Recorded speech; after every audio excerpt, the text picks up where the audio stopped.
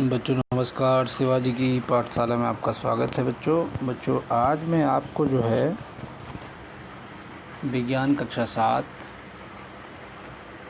में जो आपका चैप्टर है पौधों में पोषण इकाई 6 इसकी अभ्यास प्रश्न जो है करवाने जा रहा हूँ, तो आप ध्यान से समझिएगा और देखिएगा। देखिए, जैसा कि पहला प्रश्न है, निम्नलिखित प्रश्नों के उत्तर के 4 विकल्प दिए गए हैं, सही उत्तर चुनिए। तो देखिए, बहुत ही आसान प्रश्न है। परपोषी पौधा है, इसमें से कौन सा है? ऐसा पौधा जो कि दूसरों के ऊपर निर्भर रहता है अपने भोजन के लिए, यानी अपने पोषण के लिए दूसरे पौधों पर निर्भर रहने वाले पौधों को परपोषी पौधा कहते हैं। तो देखिए, अमरवेल मैंने आपको बताया था कि अमरवेल एक ऐसा पौधा है जो दूसरों के ऊपर निर्भर रहता है। किसके लिए? अपने भोजन के लिए। ठीक है, तो ये हो गया अमरवेल आपका। अगला, कीटभक्षी पौधे। कीटभक्षी पौधे क्या होते हैं? जो कीटों को खाते हैं, जिसमें ड्रोसेरा था, जिसमें आपका घटपर्णी था, जिसमें आपका वीनस फ्लाई ट्रैप था। ठीक है, तो ये कुछ हमारे पौधों के नाम थे, कीटभक्षी पौधे। ये कीटभक्षी पौधे ज़्यादातर हमारे कहाँ पे पाए जाते हैं? गारो खासी, मेघालय में जो है वहाँ पाए जाते हैं। और क्योंकि वहाँ की ज़मीन में किस चीज़ की कमी होती है? भूमि में कमी होने के कारण, वहाँ की भूमि में किस चीज़ की कमी होती है? नाइट्रोजन की कमी होने के कारण ये कीटभक्षी पौधे क्या करते हैं? कीटों को खा के नाइट्रोजन की पूर्ति करते हैं। देखिए, हरे पौधे अपना भोजन स्वयं बनाने के कारण इनको क्या कहा जाता है? देखिए, जो पौधे अपना भोजन स्वयं बनाते हैं उनको हम स्वपोषी कहते हैं, और इंग्लिश में इनको कहते हैं ऑटोट्रॉफ्स। ठीक है, इसके अलावा जो पौधे अपना भोजन स्वयं नहीं बनाते उनको हम परपोषी कहते हैं। ठीक है, डैश पृथ्वी पर ऊर्जा का एकमात्र स्रोत है। देखिए, पृथ्वी पर ऊर्जा का एकमात्र स्रोत कौन है? सूर्य है, यानी कि सन है।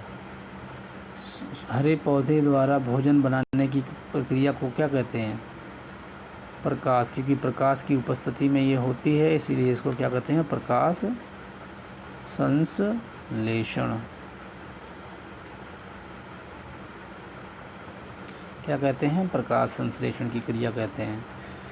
ऐसे पौधे जो सड़े गले पदार्थों से भोजन प्राप्त करते हैं। देखिए, सड़े गले पदार्थों से भोजन प्राप्त करने वाले जो पौधे होते हैं, ऐसे पौधे, उनको क्या कहते हैं? उनको हम कहते हैं मृतोपजीवी। मृतोपजीवी।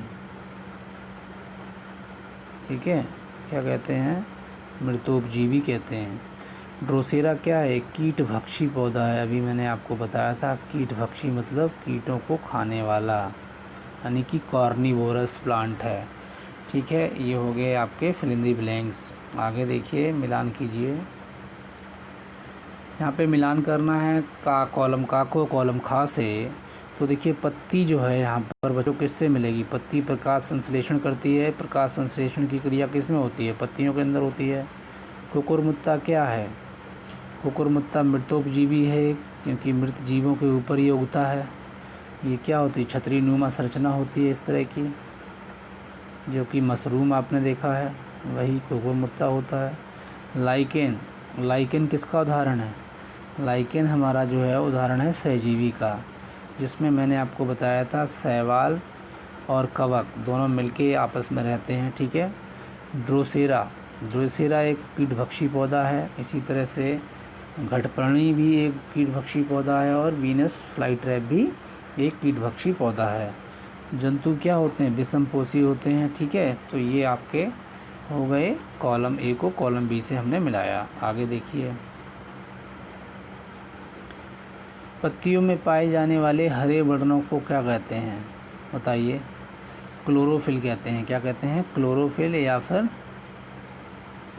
हरित लवक ना, या फिर क्या कहते हैं? पर्णहरित भी कहते हैं। पर्णहरित,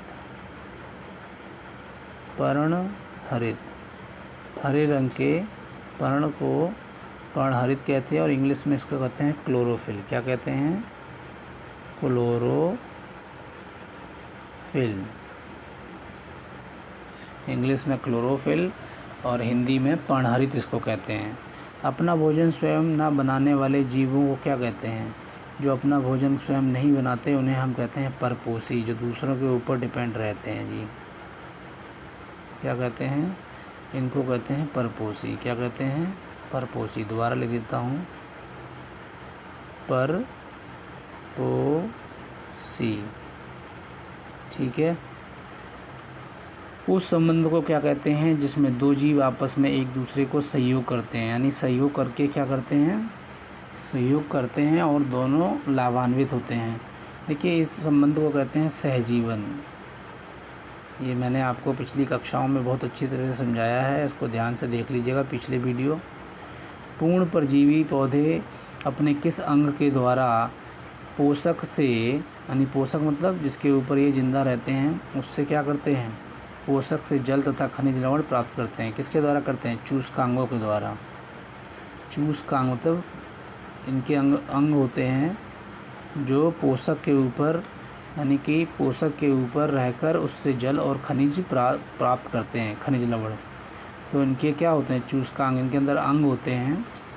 पूर्ण परजीवी पौधों के अंदर ऐसे अंग होते हैं जिनको बोलते हैं चूसकांग, जो पोषक से जल और खनिज लवण को प्राप्त करते हैं। पोषक मतलब जिस पेड़ के ऊपर ये रहते हैं, जिसका एक उदाहरण है आपका अमरवेल।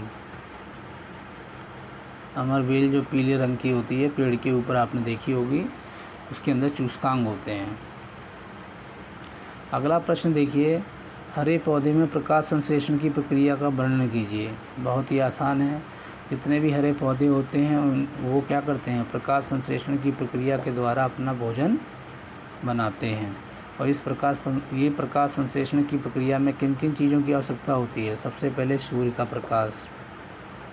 ये यदि नहीं होगा तो बिल्कुल नहीं होगा बच्चों, सूर्य का प्रकाश। दूसरा, कार्बन डाइऑक्साइड की ज़रूरत होती है बच्चों।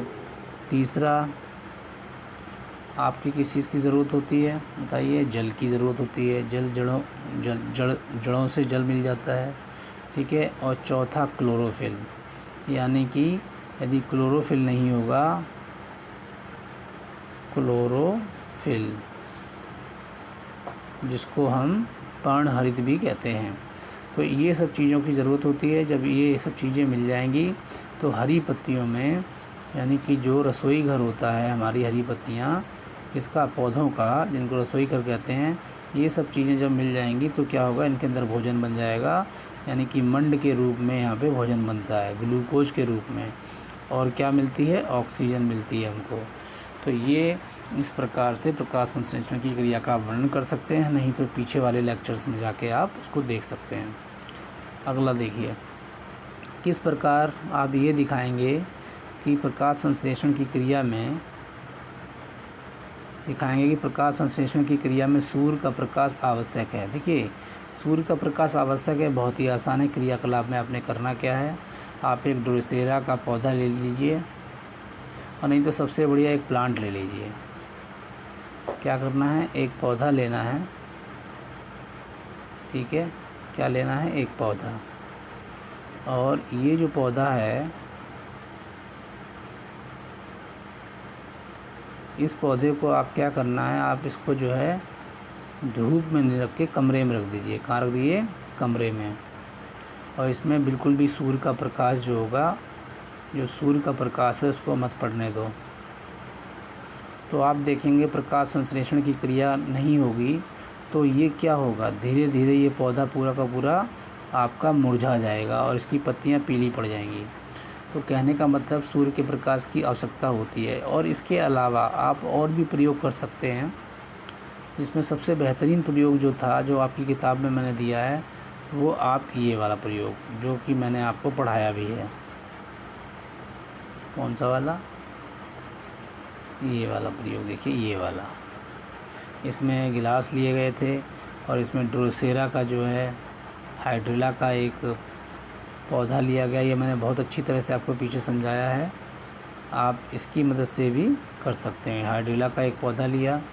प्रकाश संश्लेषण की क्रिया में सूर्य के प्रकाश की आवश्यकता होती है। यहाँ पे तीसरा गिलास देखिए, इन्होंने काले कागज़ से ढक दिया है। इसमें सब कुछ है, इसमें पानी भी डाला है इन्होंने, इसमें वो हाइड्रिला का पौधा भी डाला। ठीक है। लेकिन क्योंकि इसमें जो है कार्बन डाइऑक्साइड भी मिल रही है, लेकिन सूर्य का प्रकाश ना मिलने के कारण क्या होगा, इसमें ऑक्सीजन के बबल्स, मतलब इसमें ऑक्सीजन नहीं निकलेगी, लेकिन इन दोनों के अंदर ऑक्सीजन के बुलबुले निकलते हैं। इसमें और इसमें दोनों में इसमें ऑक्सीजन के बुलबुले निकलेंगे ऑक्सीजन गैस के, लेकिन इसमें ऑक्सीजन गैस के बुलबुले नहीं निकलते, क्योंकि ये पूरा का पूरा काले कागज़ से या काले किसी पन्नी से पूरी तरीके से ढक देना है, जिससे सूर्य का प्रकाश पे ना पड़ पाए। तो ऑक्सीजन कब निकलेगा, जब सूर्य का प्रकाश के अलावा सारी की सारी चीज़ें जो हमने आपको बताई थी, सूर्य का प्रकाश और वाटर यानी पानी और क्लोरोफिल और कार्बन डाइऑक्साइड, जब ये चारों चीज़ें मिलेंगी तभी प्रकाश संश्लेषण की क्रिया संभव है, नहीं तो नहीं हो पाएगी। जब प्रकाश संश्लेषण की क्रिया होगी तो ऑक्सीजन निकलेगी, और ऑक्सीजन निकलेगी वही सिद्ध करता है कि प्रकाश संश्लेषण की क्रिया हो रही है। तो इस क्रियाकलाप के द्वारा हम ये सिद्ध कर सकते हैं, ठीक है, ये भी क्रियाकलाप है। इसके अलावा और देखिए आखिरी क्वेश्चन, किसी कीटभक्षी पौधे का सचित्र चित्र बनाइए। देखिए चित्र बनाने के लिए आपके पास बहुत सारे हैं, यहाँ पे कीटभक्षी में आप बना सकते हैं। सबसे बढ़िया देखिए आपकी बुक में दिया हुआ है वही बना लीजिए, बुक में ये दिया हुआ है कीटभक्षी पौधा है ये, इसका चित्र बना लीजिए आप, ये चित्र बना लीजिए। ये जो है ये क्या है, ये ढक्कन है, ढक्कन, ठीक है। एक मिनट, ये जो लिखा हुआ है, एक मिनट, ये है ढक्कन, ये है ढक्कन लिखा है, ढक्कन, ये क्या है, ढक्कन है। और ये जो है ये पूरा प्लांट होता है, ठीक है। इसको क्या बोलते हैं, इसको हम घटपर्णी बोलते हैं। घटपर्णी ये क्या है, कीटभक्षी पौधा है। तो यहाँ पे ये ढक्कन है, ये इसकी जो पत्तियाँ होती हैं इनका रूपांतरण हो जाता है एक घड़ी की तरह, ठीक है। तो यही जो है घटपर्णी पौधा, इसके अंदर जैसे ही कोई कीड़ा जाएगा ये ढक्कन ऊपर से बंद हो जाता है, और इसके अंदर बहुत सारे छोटे छोटे क्या होते हैं, रोम जैसी संरचनाएं होती हैं, और वो रोम जैसी संरचनाओं में जाकर फंस जाता है और फिर ये उसका पाचन कर लेता है, ठीक है। तो इसका चित्र बना सकते हैं आप, ठीक है, घटपर्णी का चित्र बना लीजिए। ये घटपर्णी जो है क्योंकि घड़े की तरह होता है इसीलिए इसे घटपर्णी पर्णी कहते हैं, घड़े की तरह आकृति होती है इसकी, इसीलिए इसको घटपर्णी कहा जाता है, ठीक है। इसको बना लीजिएगा। तो ये थी बच्चों आपकी अभ्यास। एक प्रोजेक्ट कार्य देखिए क्या है, अगर अपने परिवेश में पाए जाने वाले विभिन्न प्रकार के पौधों की जानकारी प्राप्त करके उन्हें परजीवी, मृतोपजीवी, सहजीवी, कीटभक्षी एवं स्वपोषी में वर्गीकृत करके अपनी अभ्यास पुस्तिका में लिखिए। आपने करना क्या है, आपने विभिन्न प्रकार के पौधे देखने हैं और उनमें छांटना है कि कौन सा पौधा परजीवी है, ठीक है, जो किताब में पढ़े हैं, उसके अलावा कौन सा पौधा ऐसा है जो मृतोपजीवी है, ठीक है, इनके उदाहरण लिखिए जो मृत जीवों पे उगते हैं। कौन सा पौधा ऐसा है जो सहजीवी है, ठीक है। इसके अलावा कीटभक्षी पौधे यदि आपके पास आपके आसपास में हैं तो उनका लिखिए। तो इनके सबके आपको उदाहरण लिखने हैं एक प्रोजेक्ट कार्य के रूप में, ठीक है। तो ये लिखेंगे, 2-2, 3-3 उदाहरण लिख लीजिएगा और तालिका बना के, तो आपको ये याद भी रहेंगे, ठीक है। तो ये था बच्चे, आज हमने आपको अभ्यास पूरी करवा दी है। इसके बाद होगा जंतुओं में पोषण, नहीं इसके बाद कौन सा चैप्टर आपका करवाया जाएगा बता रहा हूँ मैं आपको। देखिए हमारे जो है अप्रैल में 2 चैप्टर थे, मई में आपका पदार्थ की संरचना थी और भौतिक एवं रासायनिक परिवर्तन आपका जो है ये जुलाई में होगा, ठीक है। तो मई के बाद आपका मई में 2 चैप्टर थे, ऊष्मा एवं ताप और पदार्थ की संरचना एवं प्रकृति। तो ये मैंने आपको, और इसके अलावा जुलाई के अंदर भौतिक एवं रासायनिक परिवर्तन, पौधों में पोषण, जंतुओं में पोषण। तो इसके बाद मैं आपको जंतुओं में पोषण करवा दूंगा और उसके बाद भौतिक एवं रासायनिक परिवर्तन करवा दूंगा, ठीक है। तो ये जुलाई वाले 3 चैप्टर भी आपके कंप्लीट हो जाएंगे बच्चों। इसमें टोटल 21 चैप्टर हैं हमारे, और 21 के 21 आपको मैं इसी प्रकार से करवा दूंगा, ठीक है। जब तक स्कूल नहीं खुलते तब तक तो ऐसे करवाना है, स्कूल खुलने के बाद भी मैं आपकी ये ऑनलाइन कक्षाएँ चालू रखूँगा, ठीक है, जिससे कि आप रिवीजन कर सकते हैं घर पर भी। बहुत बहुत धन्यवाद बच्चों ये देखने के लिए। यदि आपके मन में कोई प्रश्न है, कोई सवाल है तो आप मुझसे ज़रूर पूछिएगा, ठीक है, कमेंट बॉक्स में। और जो हमने ग्रुप बनाया है अपना व्हाट्सएप स्कूल का, उसमें भी पूछ सकते हैं आप। इसको सब्सक्राइब कीजिएगा, इसको सभी बच्चों के बीच में, जो आपके बच्चे इस क्लास में स्कूल में पढ़ते हैं, जो आपके जानकार हैं, उनमें इसको शेयर कीजिए ताकि और बच्चों को भी इसका लाभ मिल सके, ठीक है। सब्सक्राइब भी ज़रूर कर लेना, जिससे कि जो नई नई वीडियो मैं बनाऊँगा वो वीडियो भी आप लोगों को मिलती रहेंगी, ठीक है बच्चों। थैंक यू वेरी मच बच्चों फॉर वॉचिंग दिस वीडियो।